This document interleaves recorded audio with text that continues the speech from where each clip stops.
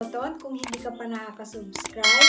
I-click na rin ang notification bell para lagi kang update sa lahat ng i-upload kong video. Thank you for watching and have a blessed day everyone! Bye!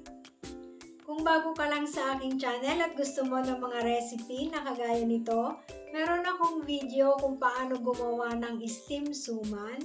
Dito itinuro ko kung paano gumawa ng suman na gamit ang glutinous rice o malagkit na bigas. Pwede mo siyang panoorin pagkatapos ng video ito.